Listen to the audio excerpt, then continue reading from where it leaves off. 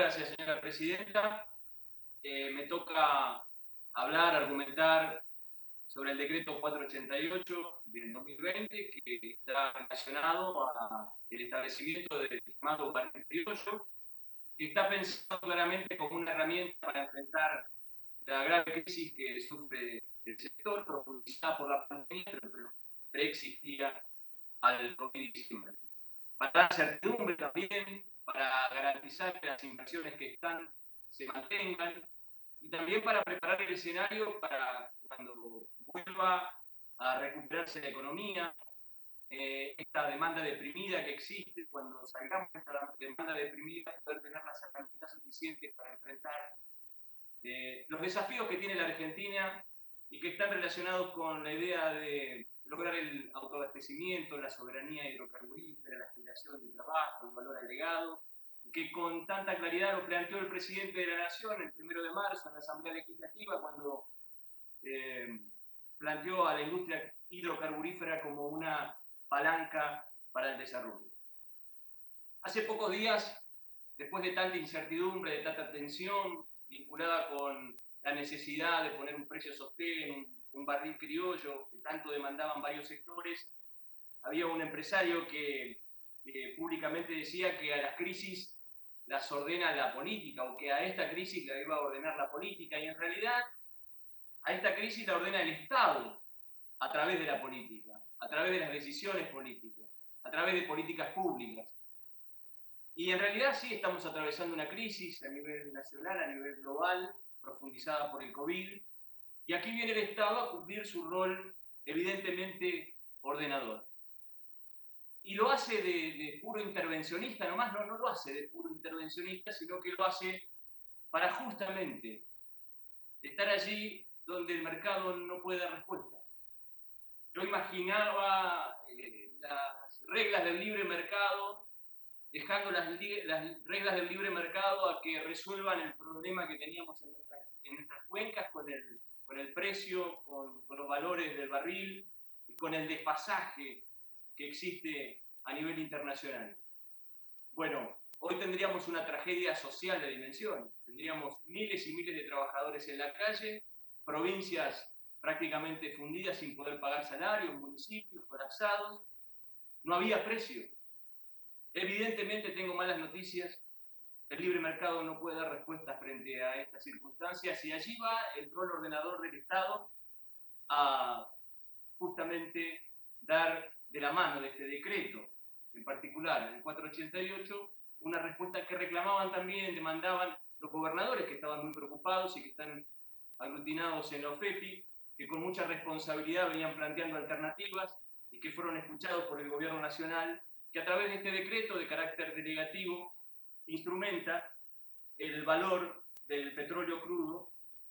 con un valor de $45 el crudo tipo medanito, que es el precio que se establece como parámetro y que vale aclararlo en función de lo que me pedí ayer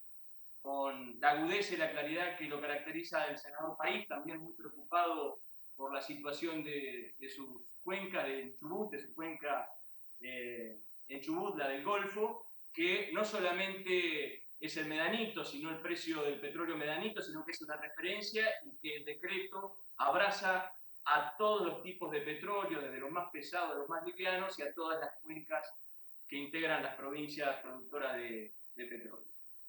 Estos valores, además, revisables a través de la Secretaría de Energía, en función del cumplimiento de este decreto, que, vale decirlo, establece contraprestaciones de las empresas. Estas contraprestaciones de las empresas están dadas por la necesidad que, en el plazo de la vigencia de esta medida, las productoras deberán sostener los niveles de actividad y de producción que tenían en promedio del 2019.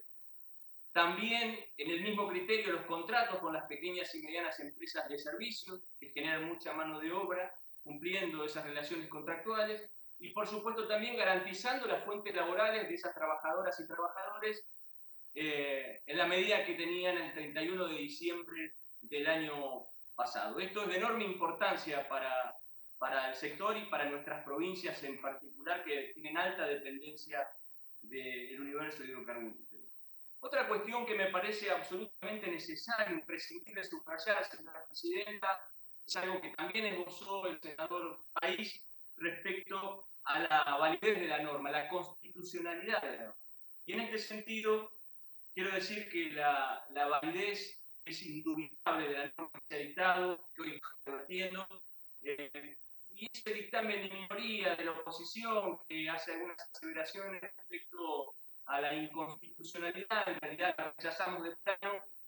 y ese rechazo está explicado en lo que dice a continuación, señora presidenta. El decreto 488 del 20 se trata en realidad de un acto administrativo dictado en el uso de sus atribuciones que tiene el Poder Ejecutivo por el 76 de la Constitución y por el 99, inciso 1 y 2,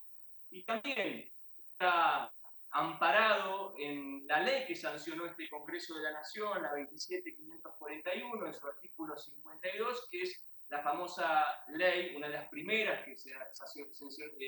sancionamos en este periodo, que es la de solidaridad social y reactivación productiva, que usted seguramente recuerda.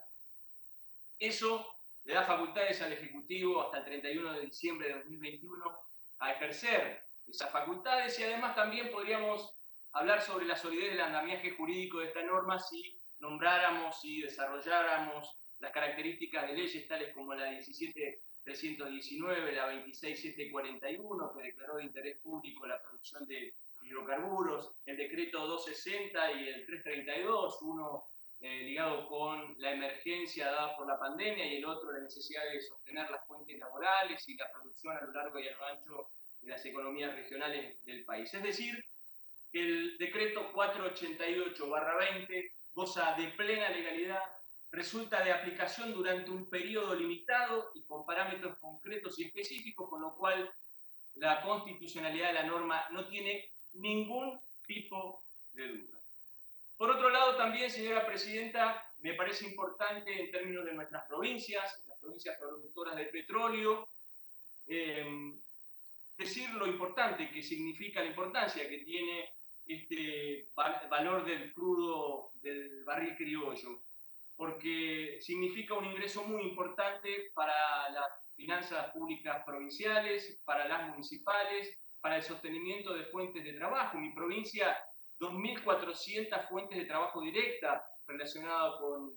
con la producción hidrocarburífera, 90 pequeñas y medianas empresas. Nuestra provincia vecina de Neuquén, hablamos de 22.000 fuentes de trabajo, de 400 pymes, y además pymes prestadoras de servicio que no solamente se desarrollan en las cuencas, sino en la provincia de Buenos Aires, en Córdoba, en Santa Fe, es decir, es el país que vive gracias y alrededor de esta producción de energía. Por otro lado, también hay algo que me parece de enorme trascendencia en la ley, y leo textualmente en uno de sus artículos, que las empresas productoras, a partir de este decreto,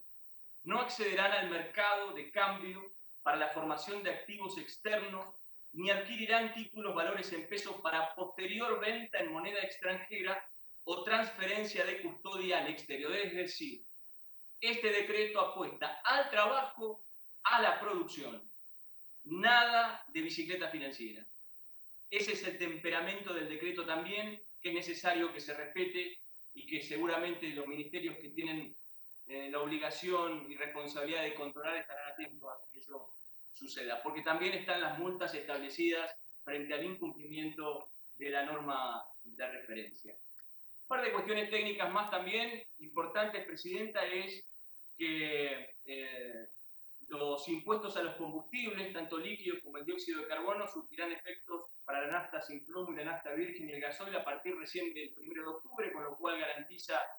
el precio, que esté estable el precio en los surtidores, y por otro lado también le pone un precio máximo a las garrafas, lo cual también nos parece de enorme importancia. Y en relación a las retenciones, a las mal llamadas retenciones, la norma establece que mientras el valor Brent del crudo sea de $45 o inferior, la alícuota va a ser de cero, es decir, el impuesto al derecho de exportación será cero y se va a incrementar hasta el 8% para un precio internacional de $60 o más, cuando llegue a $60 o más. Es decir, estamos cumpliendo a rajatabla la ley 27.541 en su artículo 52 que sancionó este Congreso de la Nación. Para cerrar, señora presidenta, es menester decir que el presidente ha dado una respuesta clara a todo el sector hidrocarburífero, a las provincias petroleras, cumpliendo con la plataforma electoral que lo puso en la Casa Rosada, y al frente un reclamo que era una solución que se necesitaba urgentemente y que no podía esperar. Pero también me parece importante reflexionar, y cierro, con que este decreto no es un decreto aislado, es un andamiaje, una serie de medidas que ha tomado nuestro gobierno nacional, poniendo ese rol protagónico del Estado frente a la inconsistencia del mercado. Y esta crisis parece redundante, parece una verdad de perogrullo, pero es una oportunidad, evidentemente. Y es una oportunidad para empezar a pensar cómo saldamos, cómo construimos un sólido acuerdo nacional que deje atrás, que deje esas aseveraciones que cansan, que aburren respecto de la libertad de mercado y esta especie de prebendarismo libertario o libertarismo prebendario, diría yo, de muchos, algunos con responsabilidad institucional, otros personajes de menor valor, pero que por un lado repudian el Estado en una ventanilla y al ratito por otra ventanilla van y cobran la IFE. En todas sus escalas, señora presidenta, no solamente en las escalas de la IFE literal, sino que también hay sectores del concentrado de la economía que tienen esas prácticas que es necesario rediscutir para pensar una Argentina sostenible. Evidentemente, en la Argentina se impone, señora presidenta, una salida solidaria frente a esta crisis y es evidente también que no sabemos con qué nos vamos a encontrar cuando esto ya haya pasado, pero lo cierto es que así como se reconstruyó la Europa de posguerra, así también me parece que tendremos que enfrentar el desafío que viene para adelante. Un país con todo el mercado posible, pero también un país con todo el Estado necesario. Muchas gracias, señora presidenta. Muchas gracias, senador. Tiene la palabra senador Rodas. Señora presidenta.